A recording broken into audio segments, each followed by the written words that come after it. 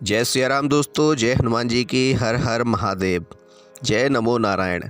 दोस्तों, सनातन धर्म में एकादशी तिथि का विशेष महत्व है। माघ मास के कृष्ण पक्ष की एकादशी तिथि को शटतला एकादशी के नाम से जाना जाता है। इस एकादशी व्रत किया जाता है। इस दिन जगत के पालनहार भगवान विष्णु और माँ लक्ष्मी की पूजा अर्चना और व्रत करना बहुत शुभ माना जाता है। धार्मिक मान्यता है कि इन कामों को करने से श्री हरि की कृपा प्राप्त होती है और जीवन में कभी भी धन की कमी नहीं होती। साथ ही धन लाभ के योग के लिए खास चीज़ों का दान करना चाहिए। दोस्तों, आइए जानते हैं कि शटतला एकादशी का शुभ मुहूर्त क्या है, पारण का समय क्या है और किस प्रकार से व्रत रहना चाहिए। हेलो दोस्तों, मैं DRX संतोष सिंह अपने YouTube चैनल पर आप सभी लोगों का स्वागत करता हूं। दोस्तों, आज के इस वीडियो में हम आपको बताएंगे कि एकादशी कब है, यानी कि 2025 में शटतला एकादशी किस दिन पड़ रही है, किस तारीख को पड़ रही है।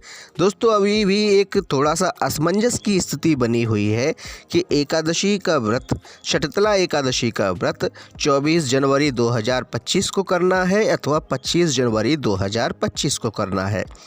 तो दोस्तों, पंचांग के अनुसार माघ माह के कृष्ण पक्ष की एकादशी तिथि की शुरुआत जो है, यानी शटतला एकादशी की जो शुरुआत है वो 24 जनवरी को शाम 7:25 से होगी। वहीं इस तिथि का समापन 25 जनवरी को रात 8:31 पर होगा। ऐसे में दोस्तों, उदया तिथि के हिसाब से 25 जनवरी को ही शटतला एकादशी का व्रत करना है। यानी कि जो लोग गृहस्थ जीवन में गृहस्थ जो लोग हैं वे उदया तिथि के हिसाब से व्रत रखेंगे। इसलिए उन्हें जो व्रत रखना है वह 25 जनवरी को ये शटतला एकादशी का व्रत करना होगा। दोस्तों, इस दिन जो ब्रह्म मुहूर्त होगा वह सुबह 5:26 से 6:19 तक रहेगा। विजय मुहूर्त एकादशी का दोपहर 2:21 से 3:03 तक होगा और साथ ही गोधूली बेला जो है वह मुहूर्त है शाम 5:52 से 6:19 तक। दोस्तों, निशिता मुहूर्त रात 12:07 से रात के 1 बजे तक है। इसके अतिरिक्त दोस्तों, अगले दिन जो है आपको 26 जनवरी को इसका पारण करना है। तो पंचांग के अनुसार शटतला एकादशी का व्रत का पारण 26 जनवरी को सुबह 7:12 से लेकर 9:21 तक किया जाएगा। इस मुहूर्त में एकादशी का व्रत का पारण करते हैं। व्रत का पारण करने के बाद गरीब लोगों में कुछ विशेष चीज़ों का आपको दान देना चाहिए। भोजन का दान देना चाहिए, चावल का दान देना चाहिए। ऐसी चीज़ों का आपको गरीब लोगों को दान अवश्य करना चाहिए। साथ ही भगवान विष्णु के मंत्रों का जाप करना चाहिए। आपको मंत्रों में ओम नमो नारायण, श्रीमन नारायण, हरि हरि ओम विष्णवे नमः, ओम नमो भगवते वासुदेवाय, आप इन मंत्रों का जाप कर सकते हैं। किस प्रकार रहना है आपको एकादशी का व्रत? तो दोस्तों, आपको 10वीं तिथि की संध्या काल में आपको भोजन इत्यादि नहीं करना है। उसके बाद सुबह एकादशी के दिन आप प्रातः जागकर सबसे पहले आप नित्य कर्मों से निवृत्त हो जाइए। दांत आपको ब्रश या दांतों से नहीं मांजने हैं। ज़मीन पर पड़े हुए किसी भी पत्ते को आप चबाकर उससे आप दांत साफ कर सकते हैं, मुँह साफ कर सकते हैं, अथवा अपने हाथ के अंगूठे से जल में मुंह में डालकर उसे घुमाकर आप अपने मुख को स्वच्छ कर सकते हैं। उसके बाद स्नान कीजिए और स्वच्छ वस्त्र धारण कीजिए। फिर आप भगवान विष्णु और माता लक्ष्मी का पूजन कीजिए। पूजन पूरे विधि विधान से नैवेद्य इत्यादि आप अर्पित करने के बाद उनका पूजन करिए। उनके भोग में आपको तुलसी अवश्य रखनी है। दोस्तों, भगवान विष्णु का कोई भी भोग बिना तुलसी के पूर्ण नहीं होता है।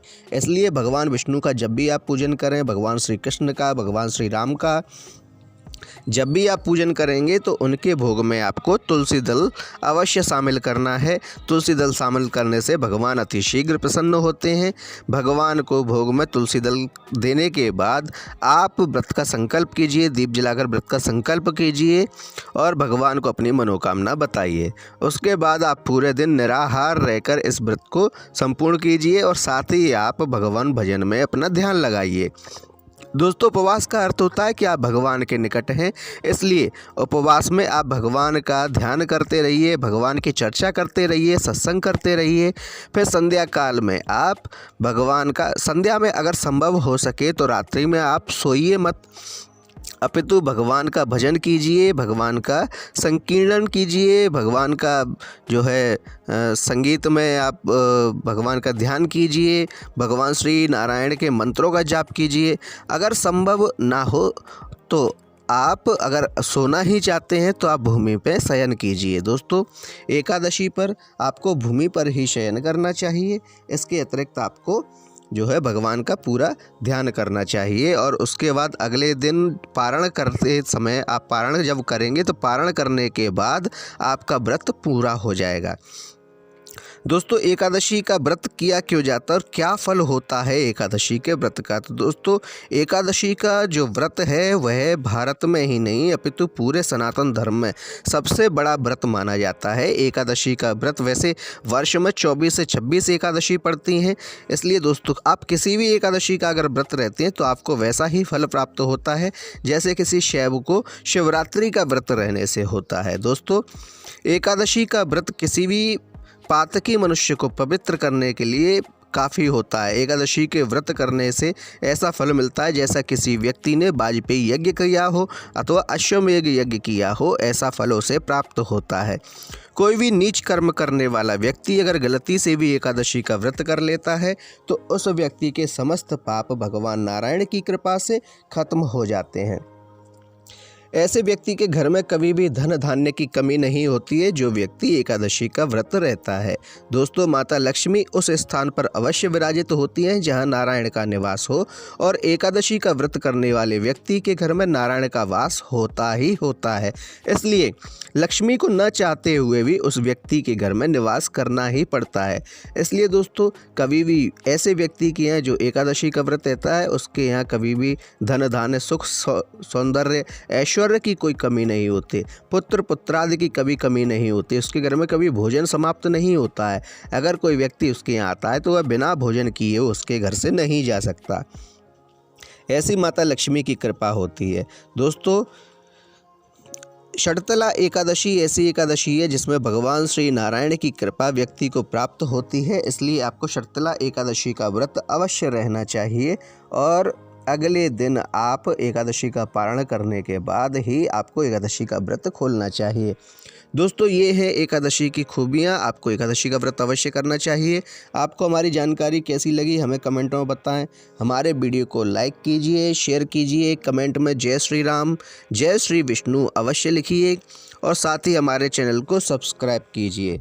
दोस्तों, आपके अंदर भी अगर कोई इच्छा है, कुछ आप पूछना चाहते हैं अथवा बताना चाहते हैं तो हमें कमेंट में अवश्य बताइए। धन्यवाद दोस्तों।